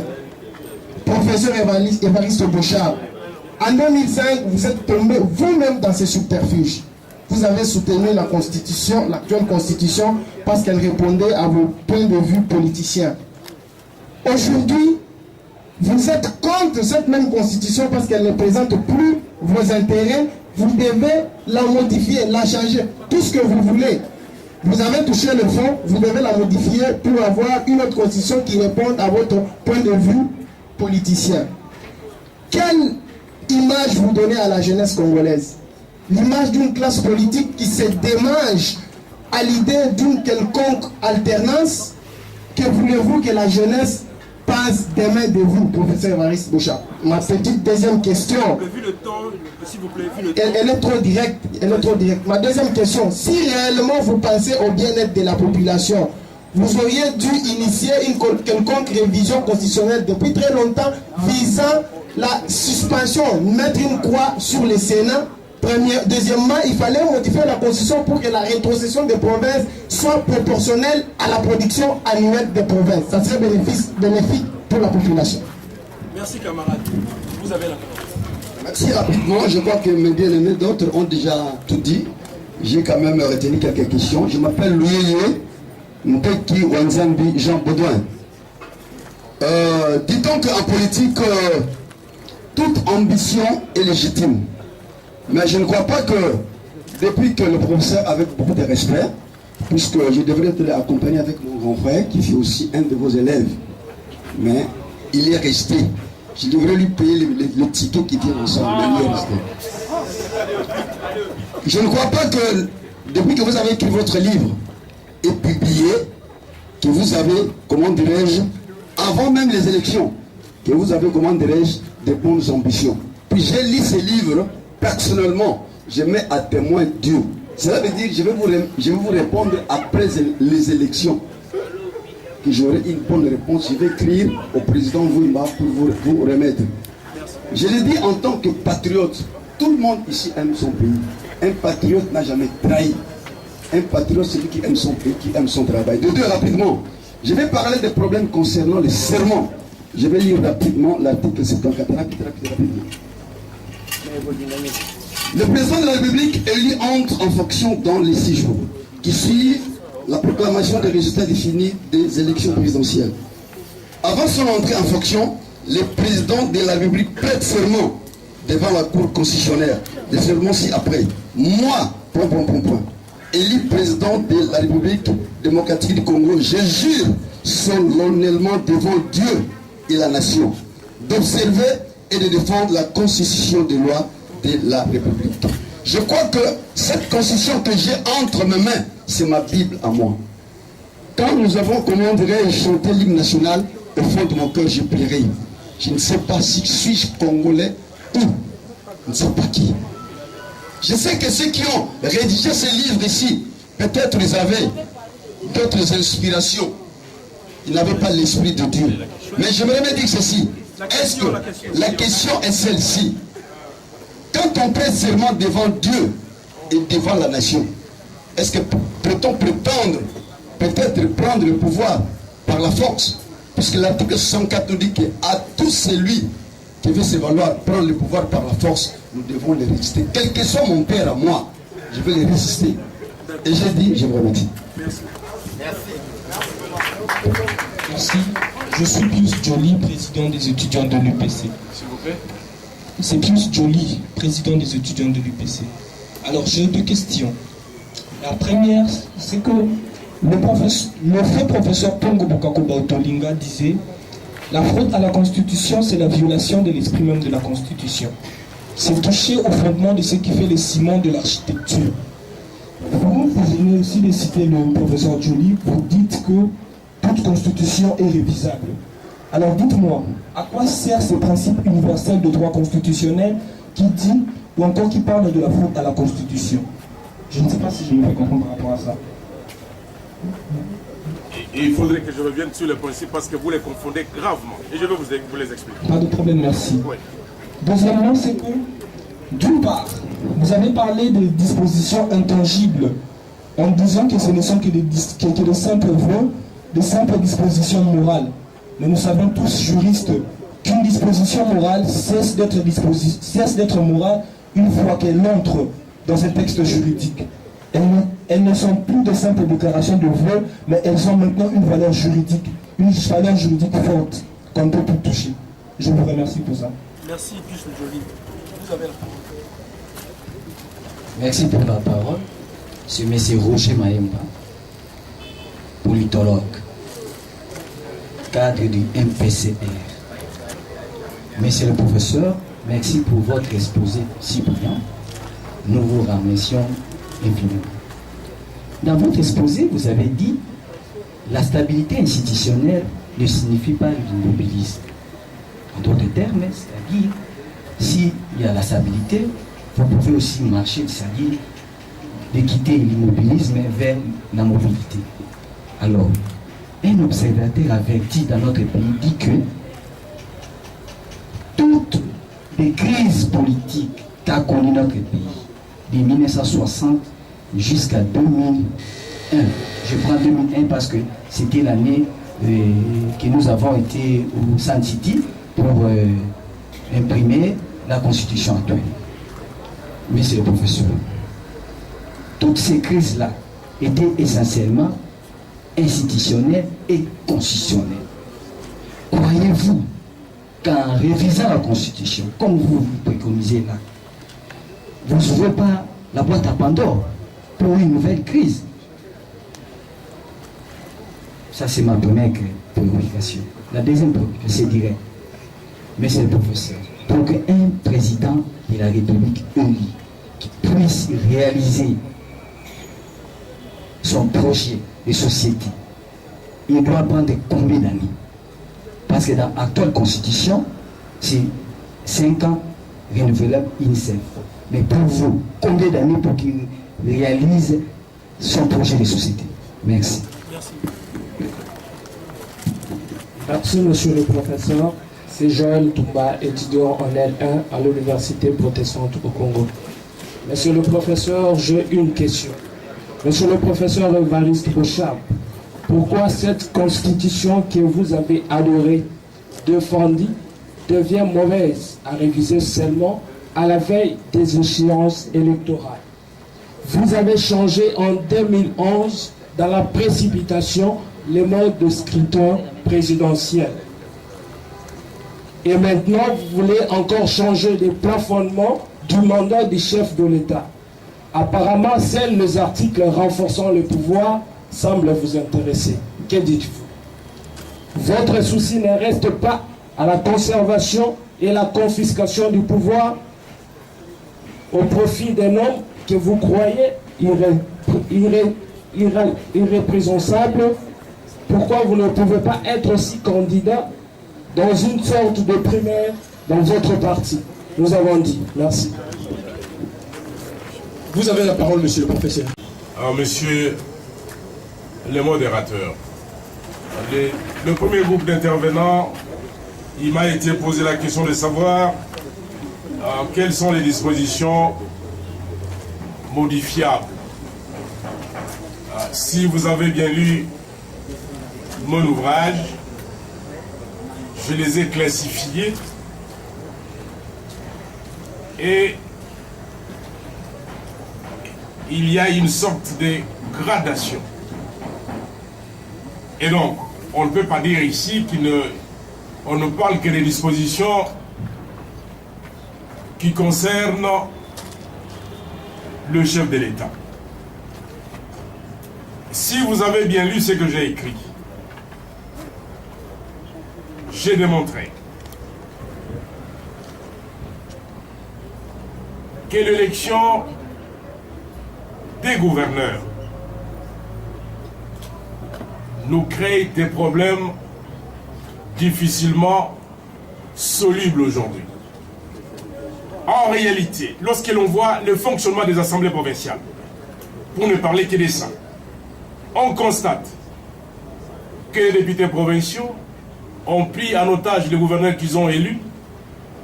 Beaucoup d'assemblées provinciales, on ne trouve même pas les édits qu'ils ont pu prendre. En réalité, lorsqu'il y a rétrocession, ces gens se partagent, la population est oubliée. Je suis allé plus loin. Quand bien même les élections locales ne sont pas encore organisées, on va devoir les organiser. Mais est-ce que nous ne sommes pas en train de créer des nouvelles seigneuries, en ce sens-ci que ces gens-là doivent nécessairement et aussi être pris en charge par l'État. Et ils seront nombreux. Quand on se rend compte aujourd'hui qu'avec les assemblées provinciales seulement, il est difficile que le projet avec impact sur le reste de la population puisse être réalisé. Et donc, on est allé vite en besogne. Je voudrais ici répondre au dernier intervenant qui a dit « La Constitution, je l'ai adorée et comment aujourd'hui je peux l'aborer, la haïr ».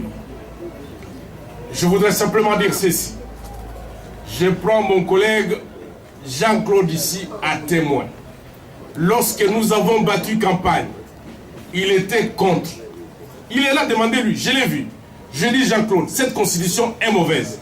Mais nous devons la mettre en place pour qu'il y ait des autorités élues.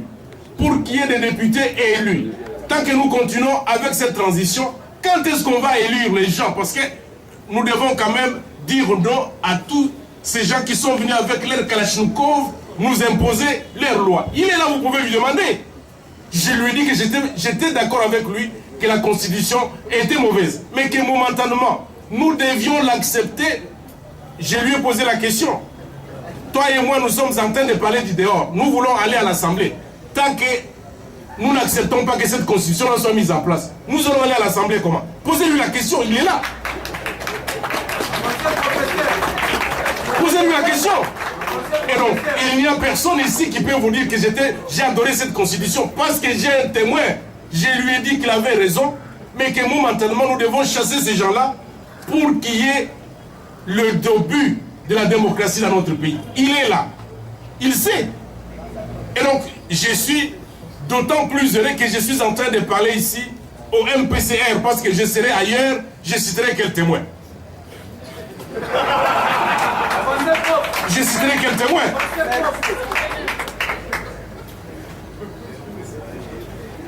L'ingénieur Dinanga me dit, voilà, dans l'ouvrage du conseiller Kambila, il dit soutenir que l'article 220 est irréformable, c'est une sorte de patrimonialisme constitutionnel. Vous, Beauchamp, en 2006 plutôt, vous avez soutenu la Constitution. Aujourd'hui, vous ne la soutenez plus. Que va penser la jeunesse de vous? Je viens de répondre. Et il y a un témoin, et pas des moindres, qui était d'avis opposé à moi. Je l'ai vu pour lui dire qu'il avait raison. Mais qu'en politique, on doit tenir compte des circonstances. Comment nous allons évoluer? Et du contexte, parce que quand nous disons non, nous allons laisser ces gens en place. Or, nous devons chasser ces gens. On va les chasser comment? Nous devons les chasser démocratiquement. Acceptons d'abord leur constitution. Sitôt que nous serons là-bas, apportons les réformes nécessaires. Et Jean-Claude sait, je lui ai toujours dit, apportons les réformes nécessaires, puisque vous aviez dit non. Maintenant, vous devez dire oui et me dire ce que vous n'aviez pas accepté pour que nous puissions évoluer ensemble. Et le même camarade Dinanga dit, il faut supprimer les Sénats et déterminer la rétrocession en fonction de la production. Si la rétrocession. Mais si vous avez lu mon ouvrage, je parle longuement de la rétrocession. Je vous renvoie simplement à l'ouvrage parce que j'ai suffisamment développé ça. J'ai démontré de quelle manière il y a une très grande injustice en ayant plafonné cette rétrocession-là à 40%. On devait tenir compte de la péréquation, on doit pouvoir tenir compte de la solidarité nationale. Donc, lisez mon ouvrage, j'ai suffisamment attaqué. Et donc, vous êtes en train de me poser des questions sur ce que vous êtes censé avoir lu, mais vous n'avez pas lu du tout. Les deuxièmes camarades qui auraient pu m'amener, mon ancien étudiant, me parlent du droit de résistance, le droit à la désobéissance civile inscrit dans notre constitution. C'est votre droit. Il est légitime. Mais chaque droit, si on en abuse, on entre dans le non-droit. Et donc, vous deviez tenir compte à la fois des circonstances et du contexte pour exercer votre droit à la résistance. On risque de tomber dans l'abus. Et si vous tombez dans l'abus, vous êtes dans le non-droit.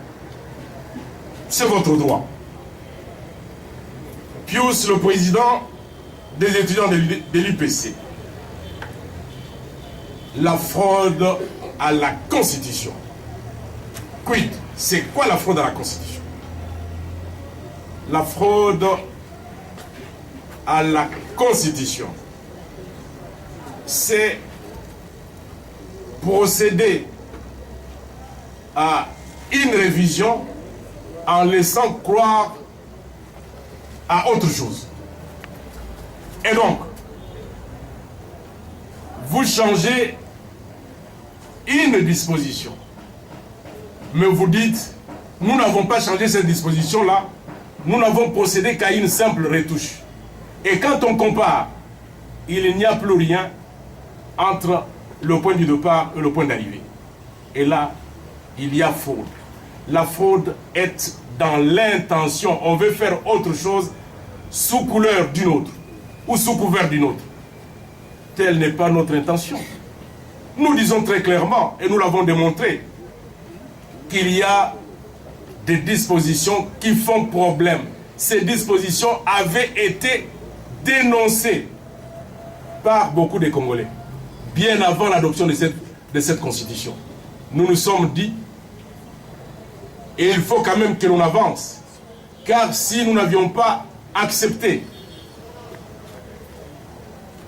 d'adopter cette constitution, nous serions toujours dans la transition. Ça veut dire quoi? Les gens qui sont venus par la force des armes seraient toujours là, en train d'occuper telle charge, simplement parce qu'ils se sont donné même un titre. Non, il faut procéder par palier. Nous sommes en démocratie, il faut procéder par le palier qui est le beaucoup plus facile.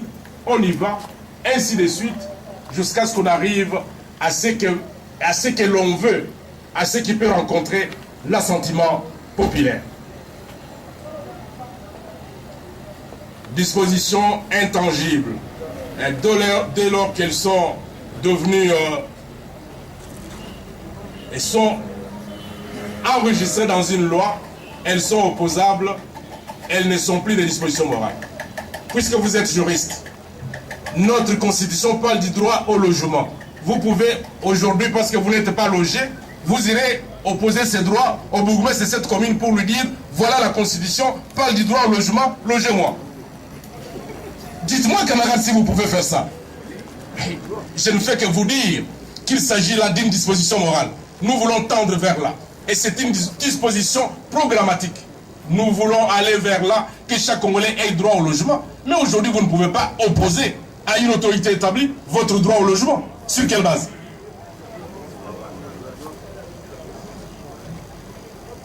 Je vous ai répondu. Roger